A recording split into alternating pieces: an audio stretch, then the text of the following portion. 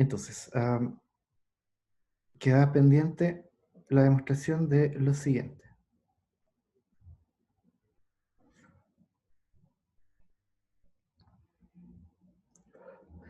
Entonces, lema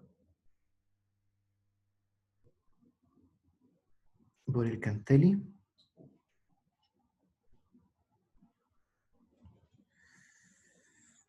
Entonces, teníamos un espacio medida.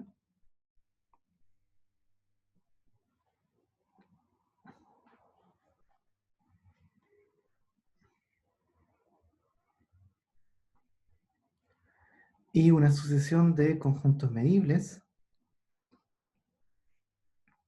tales que la suma de sus medidas es finita.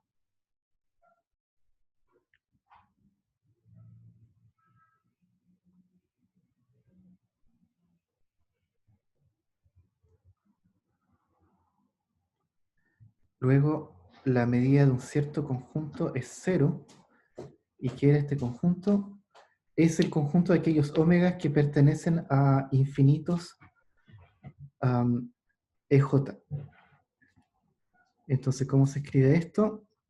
Se escribe como para todo K mayor o igual que 1, existe algún J mayor o igual que K que contiene a dicho omega. Y eso tiene medida 0.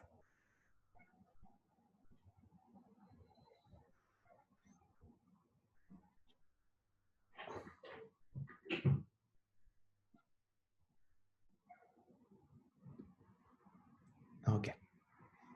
Entonces, demostración es bien sencilla, la verdad.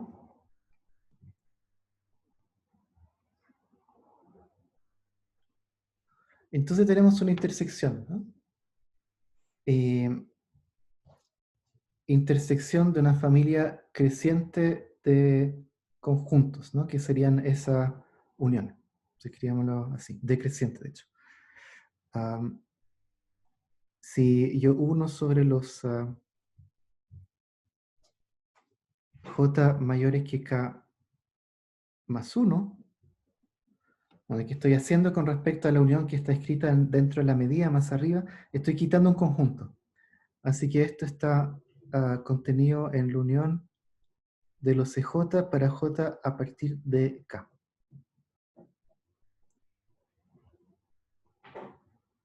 ¿Ok? Entonces, en particular,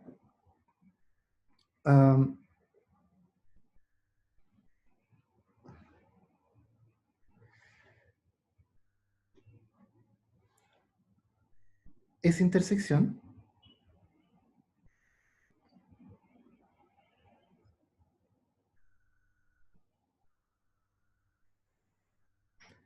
está contenida en la unión de estas cosas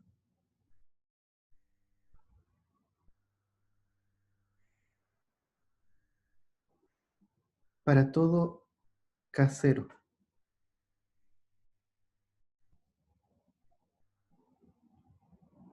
¿Ok? Entonces, el conjunto que está acá es una intersección de conjuntos que se van encajonando. Entonces la intersección se va haciendo cada vez más pequeña. Entonces, si yo fijo un umbral, un K0, todo lo que viene después está contenido entre ese K0. ¿Ok? Luego,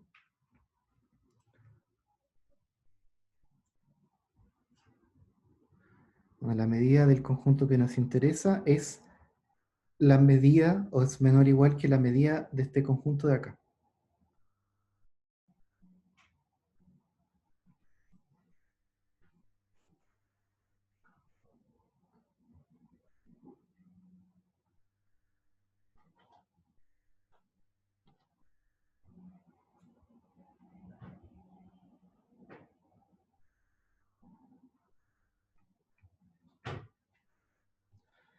Ahora podemos usar la subjetividad de las medidas.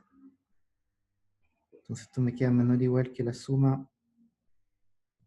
de j mayor o igual que k0 de mu de ej. Y esto es para todo k0.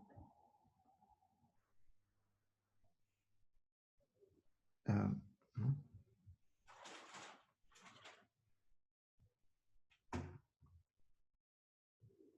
como K0 es arbitrario, puedo tomar el límite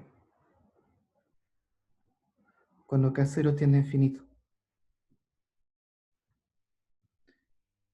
¿Y cuánto vale eso? Bueno,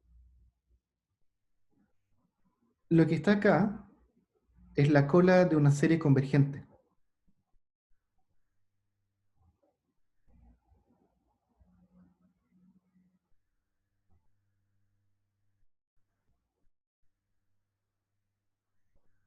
De modo que tiende a cero.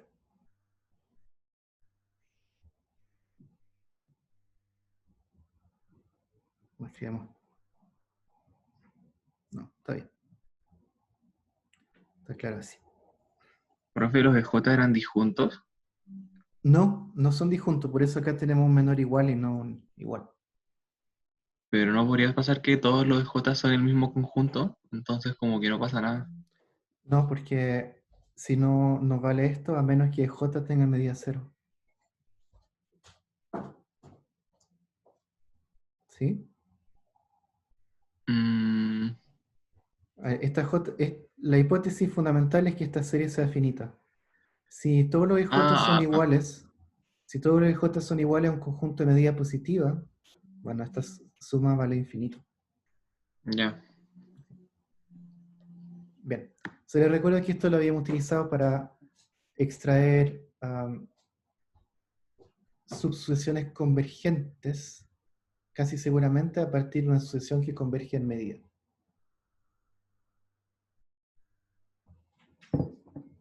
Muy bien. Entonces, empezamos con el capítulo 3,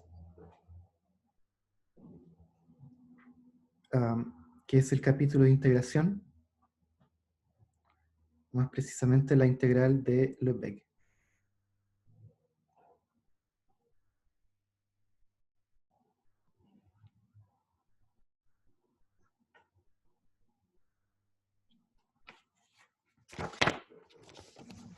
Bien, entonces ya les adelanté cuando vimos la integral de Riemann, que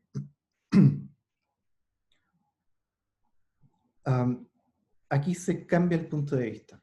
Intuitivamente, en vez de particionar el dominio de una función, se particiona su rango. Entonces veamos cómo sería.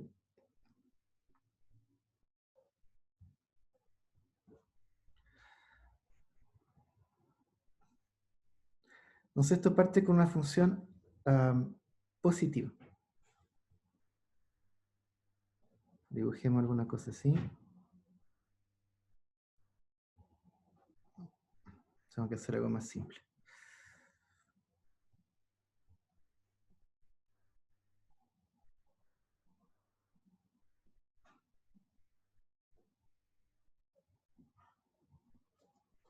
Ya, suficientemente bueno. Ok, entonces tengo una función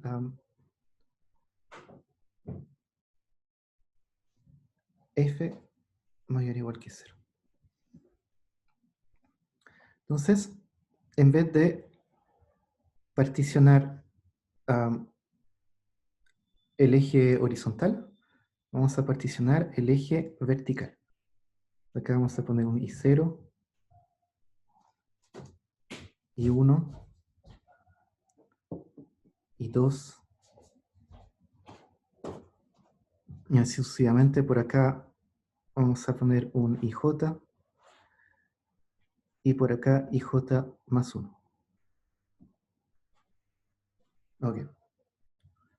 Entonces, ¿cómo funciona? Vamos a mirar el conjunto donde la función toma valores entre IJ sucesivos, por ejemplo acá,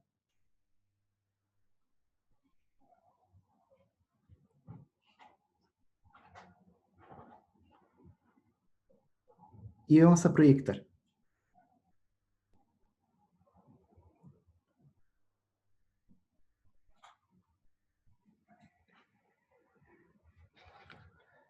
Es decir, en todo ese conjunto voy a minorar la función por el valor IJ. Sigamos dibujo. Acá me da un pedacito el dominio de la función, que en este dibujo resulta ser un intervalo, pero nadie dijo, de hecho, que el eje horizontal tenía que ser la recta real, simplemente para poder dibujar.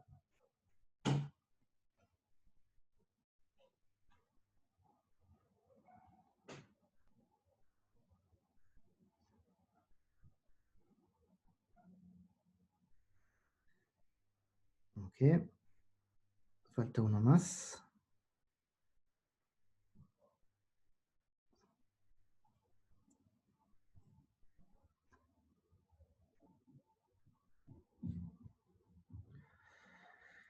Bien, entonces todo lo que está aquí abajo lo voy a llamar AJ. Entonces AJ serían todos los omega para los cuales la F toma valores entre el IJ y el IJ más 1. Pongamos IJ menor o igual que F de omega menor que IJ más 1. ¿Ok?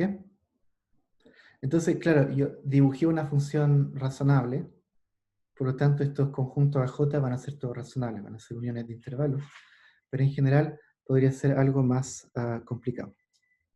Y entonces voy a dibujar las clásicas barritas a lo Riemann, pero ahora ya no sobre intervalos, sino que sobre conjuntos que podrían ser bastante complicados, ¿no? Son preimágenes de esta función f, que no tiene por qué ser ah, tan continua y tan clara como lo que dibujé.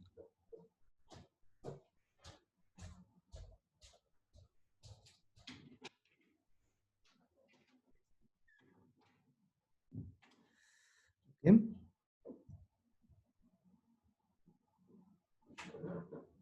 Entonces, ¿cuánto vale esa área naranja?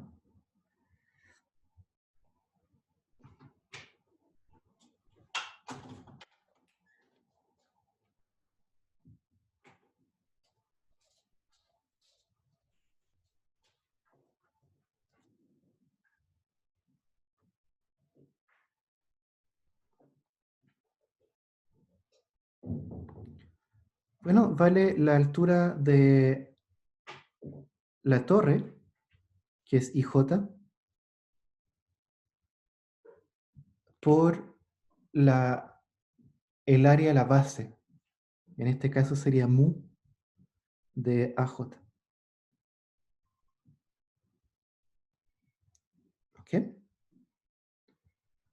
Um, Muy bien, entonces uno puede definir la integral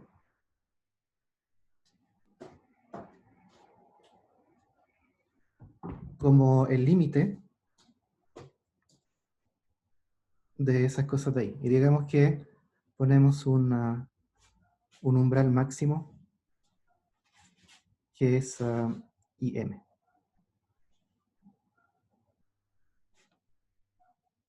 Entonces tendríamos una suma J igual 1 hasta M menos 1, J igual 0, perdón,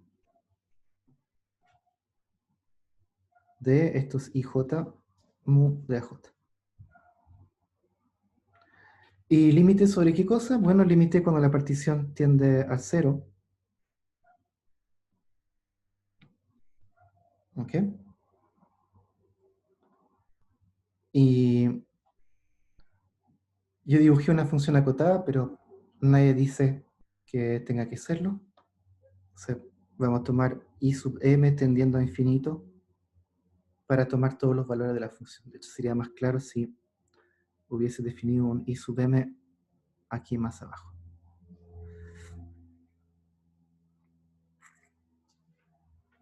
¿Ok? Entonces, cuando refino la partición, estoy aproximando la función cada vez mejor, y cuando el IM tiende a infinito, me aseguro de tomar todos los valores de la función. Si no es no acotada, bueno, obtengo algo que esperemos que sea convergente. Por supuesto, todo esto lo vamos a hacer limpiamente en un rato más. Pero esa es la construcción, esa es la idea básica de la construcción, ¿no? Se particiona el rango de la función. Se crean estas sumas de Riemann, pero ahora la base de las barritas es un conjunto arbitrariamente complicado, ¿no? Es la imagen inversa de una función medible, eso puede ser imposible de dibujar. Entonces veamos algunas ventajas.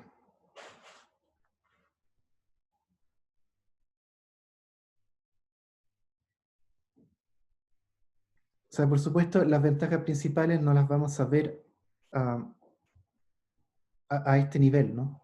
La ventaja es que se pueden demostrar teoremas fuertes que no se pueden demostrar con la integral de Riemann. Pero ya simplemente con esta construcción intuitiva podemos subrayar algunas ventajas. Lo primero es que como ya no estoy particionando el dominio, no necesito que el dominio sea un intervalo cerrado y acotado. ¿Ok? Entonces no requiere. Profe, ¿Sí? yo tengo una duda. ¿Cómo lo hago? ¿Cómo defino bien esta partición en el caso cuando mi función, por ejemplo, no solo no es acotada superiormente, sino que también inferiormente? Eh, Simplemente digo como IM e I0, digo, y e I0 tiende a menos infinito, algo así. Sí, lo estoy haciendo para funciones positivas solamente. ¿Ok? No, no lo escuché nuevamente. No. Es- Se hace para funciones positivas y después a partir de eso se hace para funciones con signo. Entonces, primera ventaja, no requiere que el dominio de f sea un intervalo cerrado y acotado.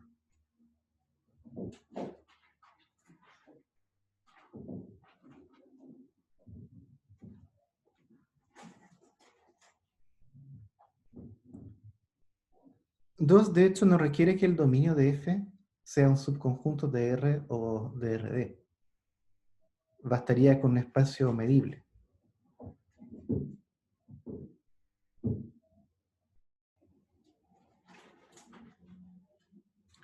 Porque lo único que tenía que ser capaz de hacer era definir esos AJ y medirlos. Quiere que el dominio de f sea un subconjunto de RD.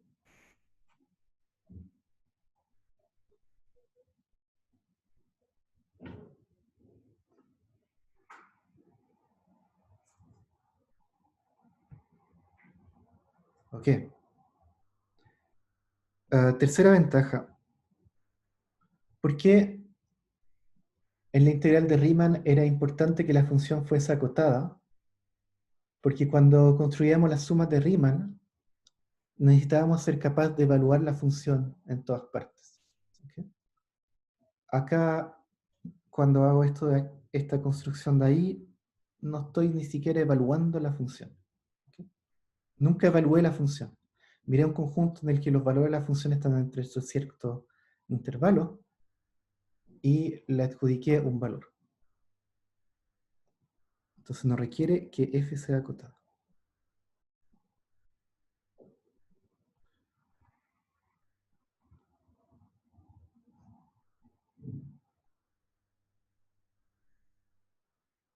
Perfecto. Y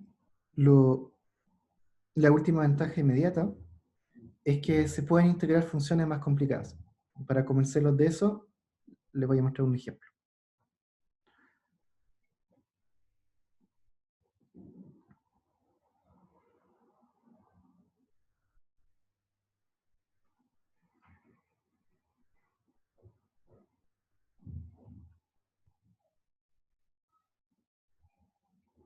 Entonces, ejemplo.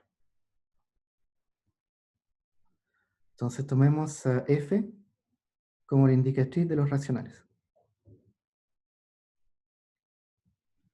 Ni siquiera sobre el intervalo, sobre todo la recta real.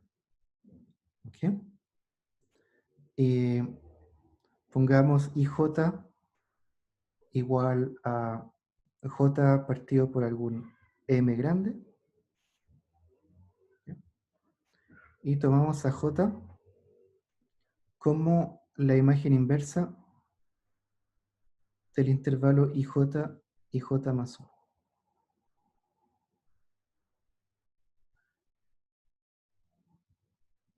Ok. Entonces veamos lo que es AJ. Bueno, esta función toma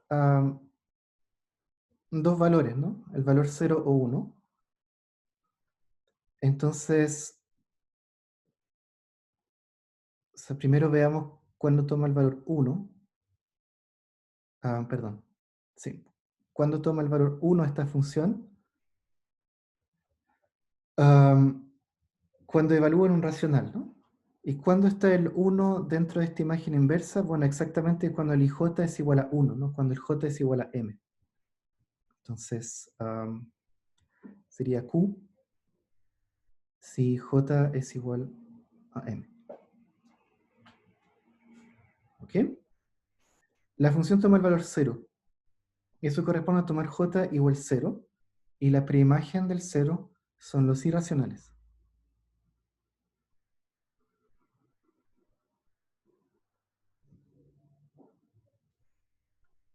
Y en cualquier otro caso, esa preimagen es vacía.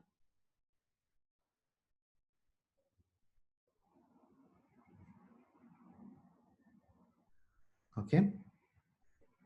Entonces construyamos esta suma.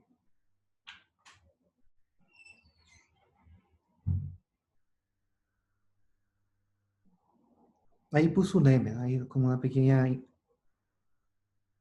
desfase con lo que hice antes, que llegaba hasta M-1, pero es un detalle.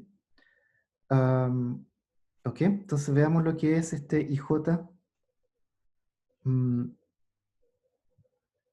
este caso el mus sería la medida de Lebesgue. Igual. Bueno, la mayoría de los A sub J son vacíos. El lambda del vacío es 0. O sea, lo único que me queda realmente es 0 por la medida de los irracionales, más 1 por la medida de los racionales. Pero nosotros sabemos que la medida de los racionales es 0. Así que esto da 0. Entonces cualquiera de estas sumas de Lebesgue, que llamamos las sumas de Lebesgue, vale 0. Luego, moralmente, la integral de Lebesgue de f es igual a 0. ¿Qué es lo que queríamos para la integral de Riemann? Pero que no éramos capaces de hacer, no conocíamos sumas de Riemann, siempre había una suma de Riemann que era igual a 0 y una que era igual a 1. Y por eso no podíamos tomar el límite. Pero se fijan que con esta perspectiva no hay nada que decir. La integral, tal como la definimos intuitivamente más arriba, siempre es 0. Okay. Profe, una pregunta, ¿por qué definimos I sub j como j sobre m? Porque necesitaba una partición del... Cualquier partición habría funcionado. De Es 0 la a más 1. fácil de escribir. Ok, entonces todo esto son heurísticas. Ahora vamos con definiciones precisas. Entonces 3.1,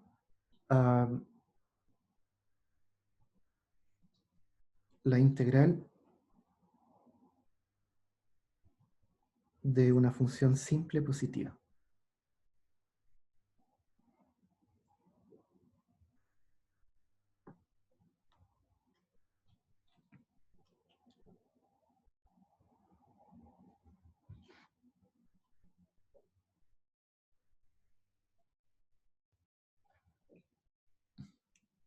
Bien, entonces vamos a adoptar una convención de aquí en adelante.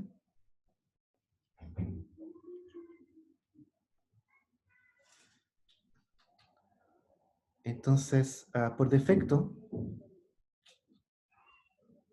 una función medible se refiere a una función Borel medible, en el sentido que hemos estado usando. Entonces, por defecto, una función medible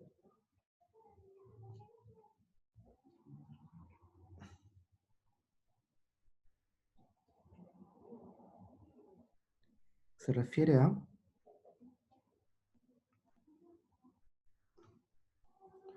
una f que va de un espacio medida y que llega a R con los borelianos. Profe, ¿Borel medible implica Lebesgue medible? Sí, sí. Porque es más restrictivo. ¿Ok? La imagen inversa de, de borelianos son... Hay menos borelianos que conjunto medible. Entonces, si solo estás pidiendo que la imagen inversa de boreliano sea medible, estás pidiendo menos. ¿Ok? Eso. Entonces, en el caso en que omega es un subconjunto de R, tomaremos F como los conjuntos medibles,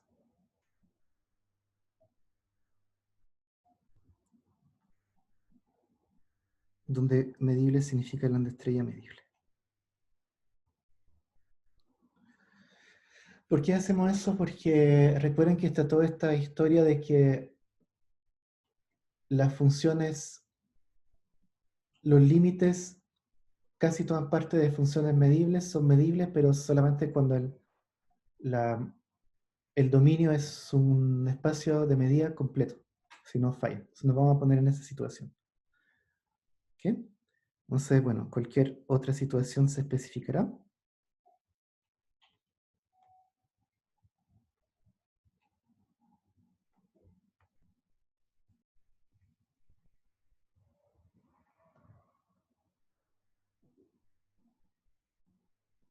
Y finalmente, fijamos de una vez por todas un espacio de medida, para no tener que estar escribiendo en todos los lemas, sea omega f es mu un espacio de medida.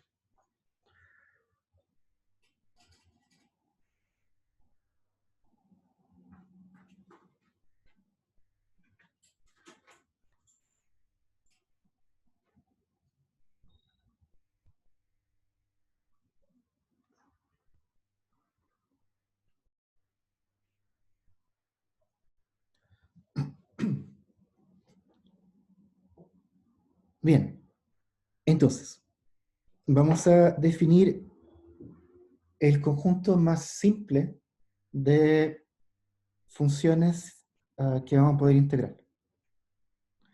Esa definición. Decimos que una función medible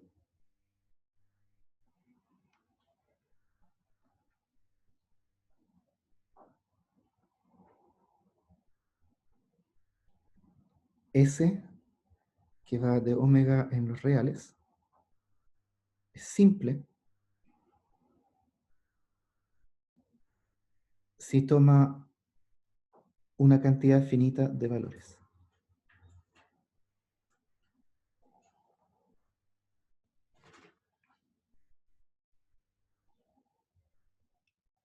¿Ok? Entonces, en este caso,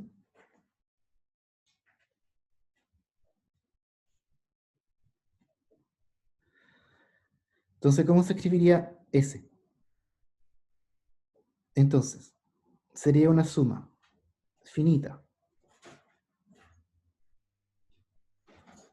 de valores, que vamos a llamar A sub j, y tenemos que especificar dónde se toman esos valores. Si ponemos indicatriz de A sub j. Entonces, los valores A sub j son reales, Profe, ¿sí? que dice si toma una finita de valores, ¿es una Ah. cantidad finita de valores? Sí. A ver cómo se puede arreglar eso.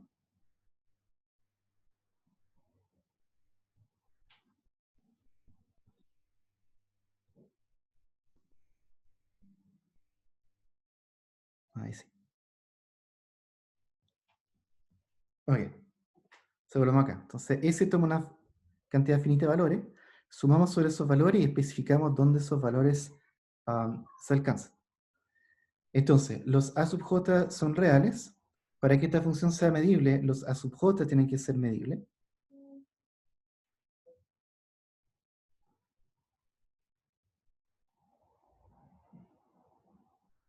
Y para evitar ambigüedades, los vamos a suponer disjuntos de A pares.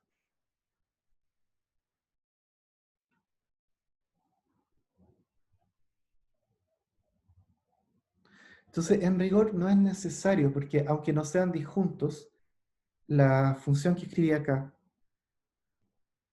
va a tomar una cantidad finita de valores. Lo que pasa es que en las intersecciones va a valer la suma de 2 o más A sub j, y simplemente es incómodo, ¿no? Entonces, hay una manera de escribir eso que es mejor que todas las demás. Acá no dije que los A sub j tenían que ser distintos, pero si los tomo distintos, entonces hay una única manera de escribir esa función. Entonces,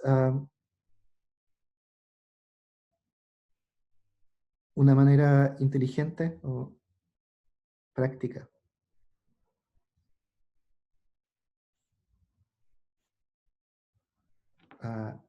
es la siguiente. Entonces, si A1 a M es, bueno, digamos, el rango de S, entonces podemos escribir exactamente lo mismo que está ahí arriba,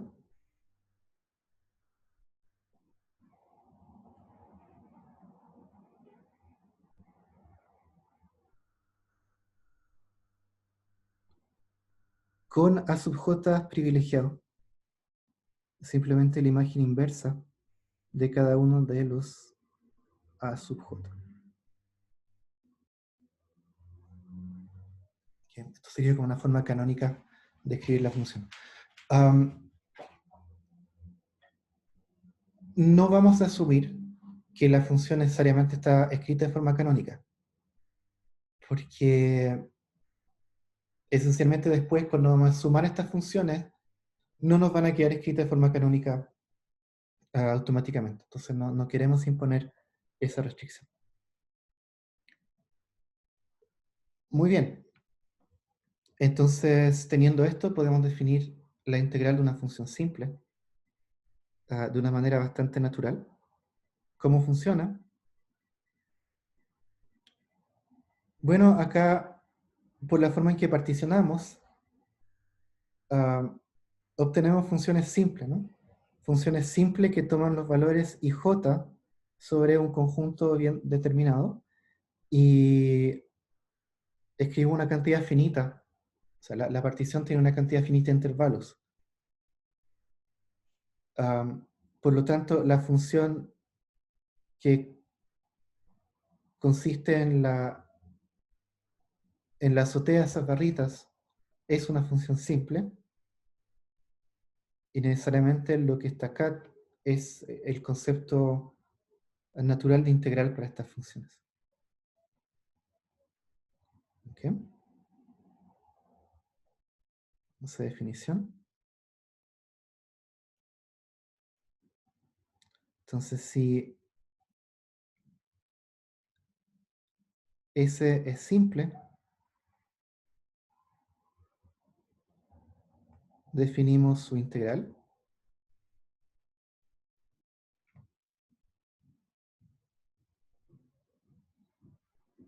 Entre paréntesis de Lebesgue, porque básicamente es la única integral con la que vamos a lidiar de aquí en adelante. ¿Cómo? Bueno, lo siguiente.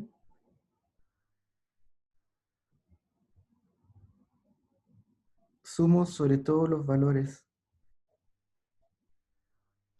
de S una torre de altura sub j con base a el conjunto donde la función toma ese valor. Entonces sería eso.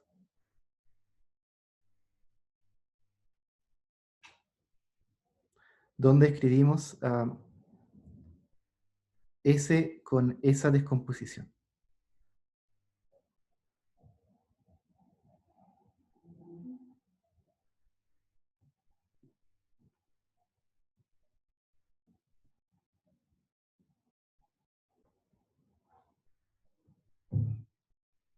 Entonces, además,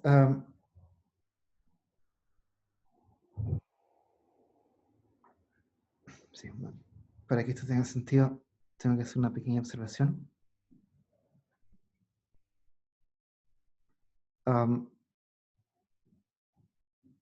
Esta notación es como muy simple, muy compacta, pero en realidad lo que estamos diciendo es que estamos integrando sobre omega una función que depende de omega y estamos integrando en omega con respecto a la medida mu. Simplemente para no cargar con tanta notación, escribimos eso de ahí. De la misma manera que en la notación de conjuntos medibles solíamos omitir la omega. Entonces, además, ¿sí? Por qué es una definición y no como una demostración? Una demostración. ¿O lo hemos definido antes como la integral leve? Nunca la hemos definido. Primera vez. Ah, ya, gracias. Entonces, además, ¿qué cosa? No siempre queremos integrar sobre todo el espacio. Entonces tenemos que definir la integral sobre un subconjunto. Entonces, Cristóbal, voy inmediatamente a la pregunta. Entonces, además, si E es medible, definimos la integral sobre E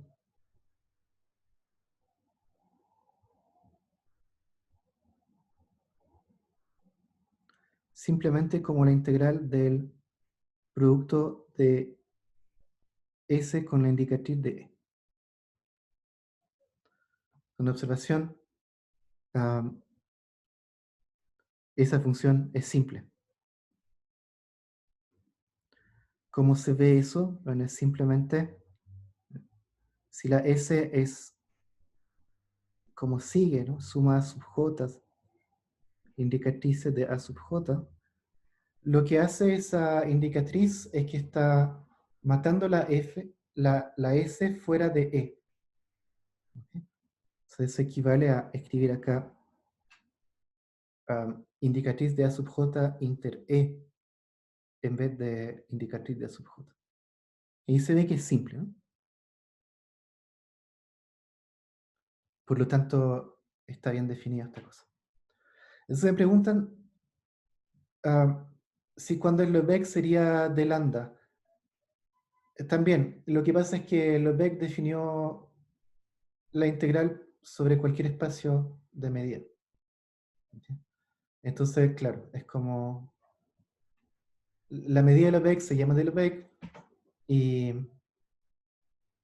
la integral también. O sea, si puede, con respecto a cualquier medida. Puede causar algo de confusión, pero efectivamente cuando tomemos la medida de referencia como la medida de Lobeck, vamos a escribir d lambda. Profe, entonces, ¿esto va a coincidir en el futuro con la idea anterior? Es que, entonces, la idea anterior era como la de la partición, va a coincidir con esto. Sí, Por eso que la habíamos definido antes. sí. Aquí antes no fue una definición, fue como estaba moviendo las manos nomás. ¿Ok? Entonces me preguntan si podría tener una función simple definida con respecto a conjuntos no medibles. Claro, podríamos tener una función simple que se escribe con una función simple con conjuntos no medibles, pero no la podríamos integrar de esta forma. ¿Ok? Y para no tener que hacer esa salvedad cada vez, definimos una función simple como una función medible de partida. ¿Ok? O sea, podrías escribir esta cosa acá con A sub j que no son medibles, pero tal que la suma total sea medible. Eso se puede hacer. Pero evitemos ese tipo de cosas. Profesor, ¿los A sub J son medibles? Sí, sí. Ya. Aquí dije cuando usamos esa escritura, tomamos a sus J medibles. Está perfecto. Ok. Entonces, lo que ustedes deberían haber alegado es lo siguiente. Entonces yo escribí esto de acá. Si S se representa de esa forma. Y ya les sugerí que no tiene por qué haber una única escritura de la S de esa manera. ¿Ok? Entonces, su observación. Entonces, la escritura de S no es única. O sea, ¿a qué me refiero? Tomemos nuestra función favorita, la indicatriz de los racionales. Bueno, esto es 1 por la indicatriz de los racionales, ¿cierto? Pero esto yo también podría haberlo escrito, bueno, medio ridículo, pero podría haber escrito esto como 1 por la indicatriz de los racionales negativos más la indicatriz de los racionales positivos.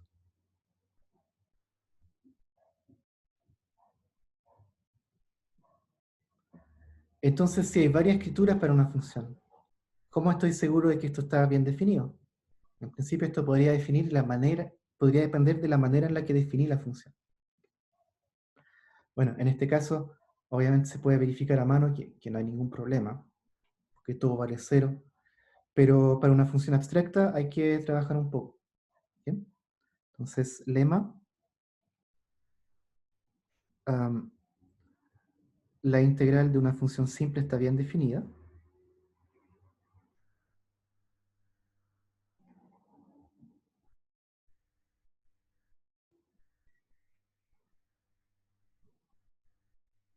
¿Qué significa esto?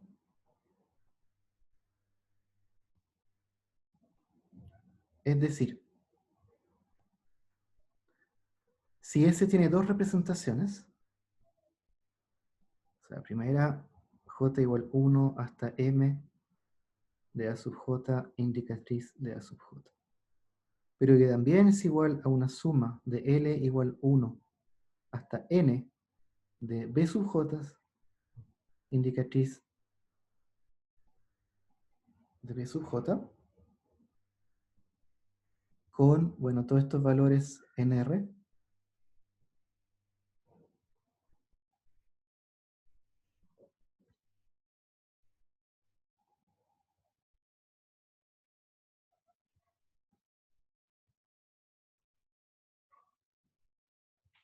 y conjuntos medibles.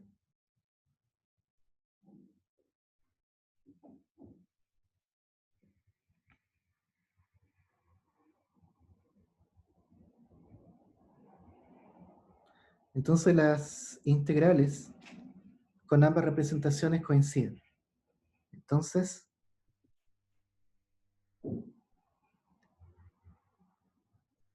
si escribo la integral con respecto a la primera representación, obtengo la integral con respecto a la segunda representación.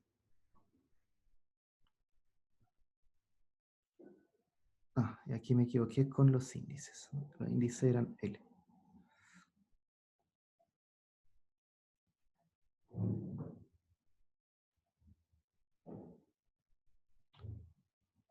Entonces, disjuntos de pares. Y acá también.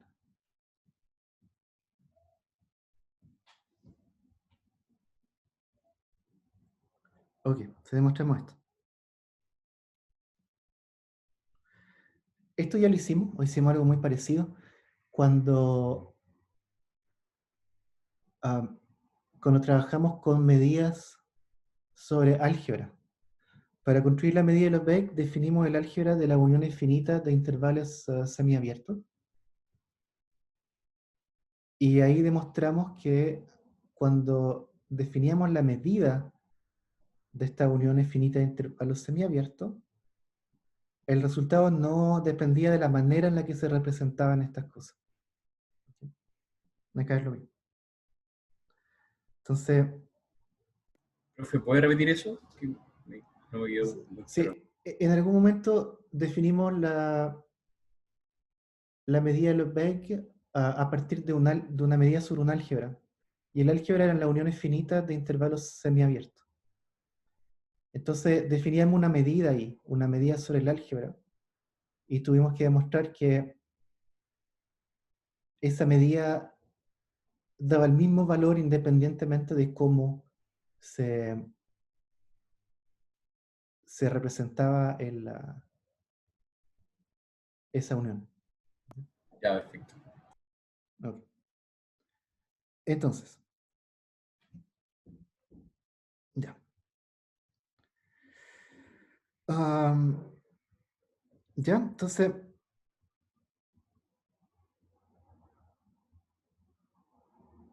voy a extender un poco esta colección de conjuntos. Voy a definir un AM más 1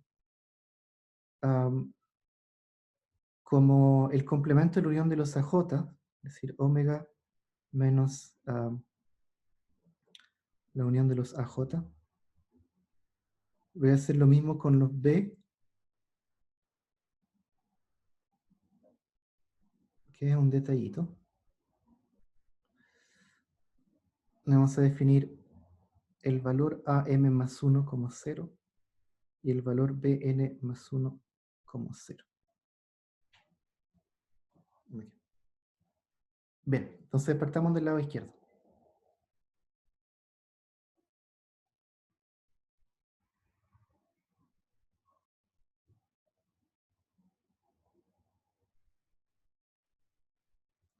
Entonces el AJ lo puedo descomponer sobre los BL.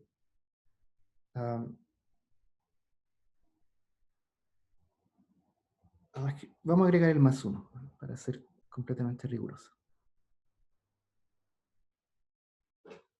Si sumo el M más 1, no estoy cambiando nada porque el AM más 1 es 0.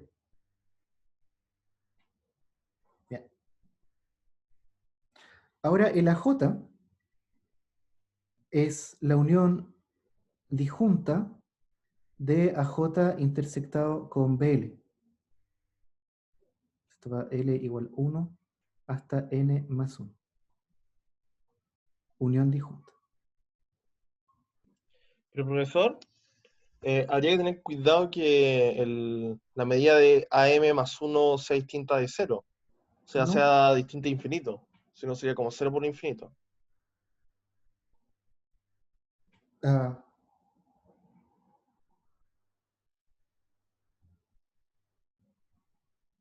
Es que si el AJ es 0, da lo mismo que sea infinito, ¿o no?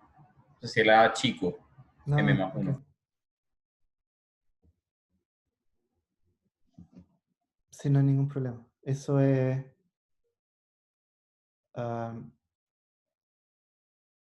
en algún momento hablamos de los reales extendidos, SR barra. ¿Ok? Y esa es una de las convenciones algebraicas que uno impone. ¿Ok? No hay problema. Ah, ya, perfecto. Sí. Ok. Entonces, como acá tengo una unión disjunta, la medida de la sub j es la suma de estas medidas de acá. ¿Ok? Entonces, voy a agregar una suma con respecto a L. Y acá tengo mu de A sub j intersectado con BL. Ya. Entonces, la observación fundamental es la siguiente. Es que si omega pertenece a J inter BL, que es distinto de vacío, entonces, ¿qué pasa? Que por un lado, con la primera representación, S de omega es igual a J, Y con la segunda representación, S de omega es igual a BL. ¿Sí?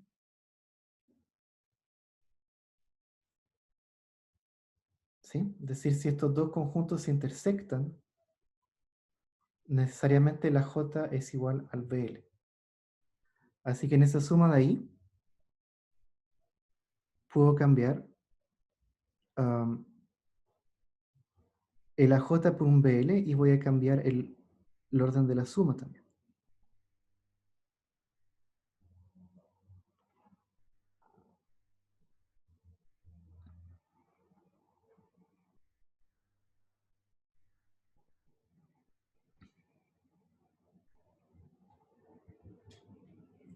Y ahora cuando sumo sobre los J's,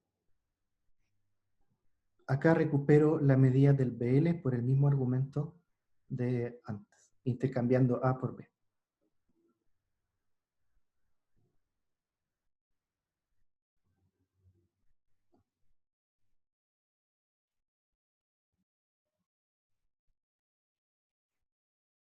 Y acá me queda un poco de espacio. El n más 1 era un término fantasma. Y eso termina la demostración. Profe, ¿por qué usamos el n más 1 y el m más 1? Porque si no, esto no es verdad. Porque podría ser que la unión de los BL no es todo el espacio, en cuyo caso uno podría decir que falta un pedacito en esta unión. Ya, Y en muchas realidad gracias. no, porque la unión de la sub J y los BL es el soporte de S. Pero era más fácil escribirlo así.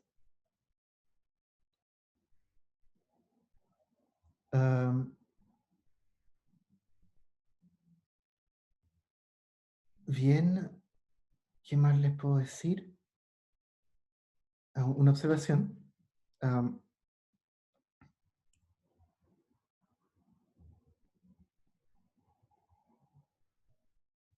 Entonces, una observación es que no excluimos que la integral de S de mu sea igual a infinito. ¿Ok? No nos da problema. Y por lo mismo, me preguntaban qué pasaba si la función tenía signo, y ahí pueden haber infinitos menos infinitos, es decir, la función podría tomar el valor 3 en un conjunto de medida infinita y el valor menos 5 en un conjunto de medida infinita también. Entonces, ¿cómo resto ese infinito con ese otro infinito? Entonces, hemos excluido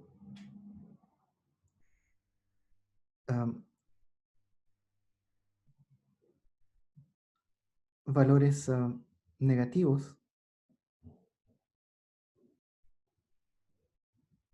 para evitar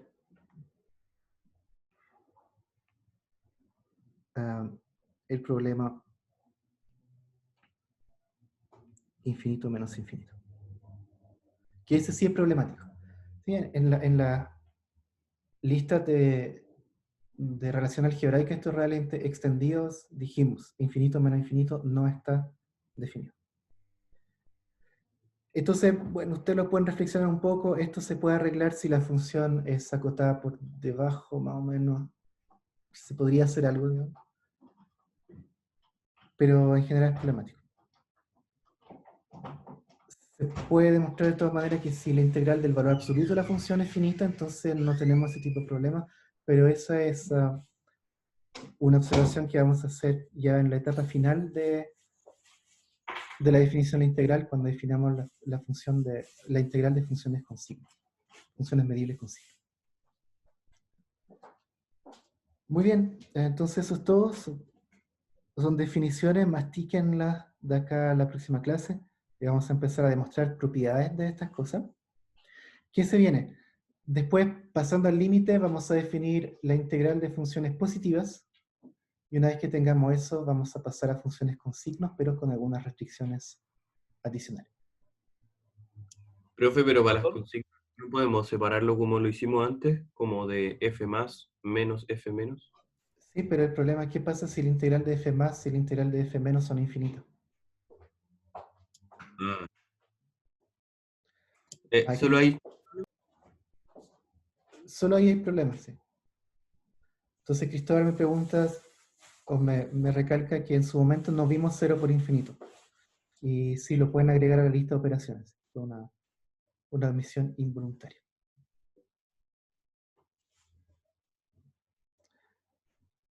Muy bien. Profesor, una pregunta. En el caso de la integral de Lebesgue coincide con la integral de Riemann cuando tenemos como funciones continuas y que cumplan todos los...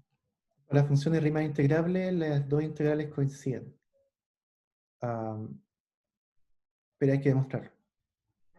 Ya, ya, perfecto. O sea, la Lebesgue sería una generalización. Sí, exactamente. Exactamente, una extensión. Profe, tengo una pregunta con la tarea. Sí, adelante. Ya que en la 4 como que nos dan una especie de convergencia de Cauchy, por decirlo. ¿Sí? Y entonces como que al final mi pregunta es, al final en todos esos puntos donde hay convergencia de Cauchy, también hay convergencia, ¿no? No sé si lo puedo decir Sí, sí. directamente. Sí, si logras demostrar que fk de omega es de Cauchy, entonces converge necesariamente. Ujú. Y es lícito definir f como el límite. Claro, entonces al final podría tomar como el puro complemento de eso, por decirlo, porque esos puntos donde converge ya sé que son medibles, por el problema 3. Claro. Y al final entonces ese complemento tendría como medida 0. Sí, pero cuida, o sea, pero tienes que asegurarte que tu subsucesión converge am, fuera un conjunto de medida cero, ¿no? Y la herramienta que tenemos para eso es Borel-Cantelli, justamente. Esa sería como la manera de construir el conjunto en el que la función converge. Ah, ya, Es un refinamiento de la proposición que demostré el miércoles pasado, de que si tengo una sucesión de funciones que converge en medida, entonces existe una subsucesión que converge un CTP. ujú, ¿Ok? ujú. Profe, ¿podría repetir la última observación? Que no la entendí muy bien. O sea, de lo que la clase de ahora. De la clase de ahora, esta de acá. Sí, hemos Sí. excluido valores. Sí, porque el problema es que si la función tiene signo, no sé, veamos acá. O sea, ¿qué pasa si tienes un BL positivo y un BL negativo tal que esta medida es infinita? Entonces, dentro de la suma tendrías un infinito menos infinito y eso no está definido. Eso es todo. ¿Los coeficientes siempre son positivos? ¿Eso? Hasta acá sí. O sea, las funciones simples siempre son positivas. La función es simple para los cuales definir la integral.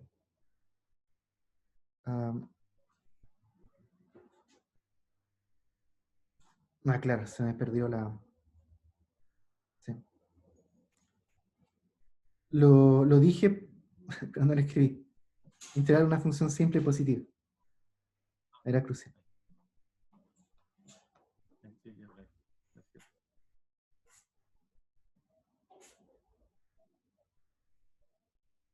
Sí, muchas gracias. Ok. Nos vemos el Profe, lunes. ¿Sí? quería saber si nos puede ayudar un poco con la 5 de la tarea, que está muy complicado. O sea, el hint como que no nos llevó a ningún lado.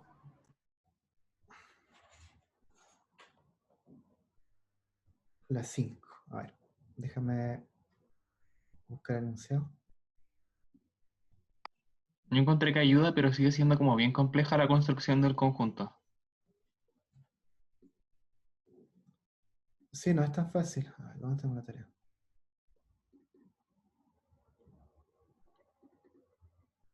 A mí me pasó que construyendo el conjunto hice una intersección como sobre los delta para cada n y como que ese conjunto podría no existir, o sea, ser vacío para todos los posibles n y como nunca alcanzar el conjunto donde converge MUCTP, digamos. Espera, pero converge en un CTP. Eso es hipótesis. Sí, eso es hipótesis, pero queremos un conjunto donde converja uniformemente, eso es lo complicado.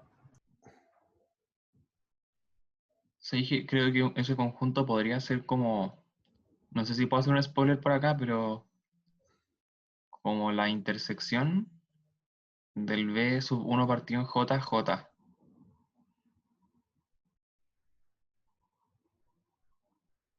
Y como ir variando Yo creo el que N va al por, final. yo creo que va por ahí. Sí. Hay que variar el delta de seguro. Am,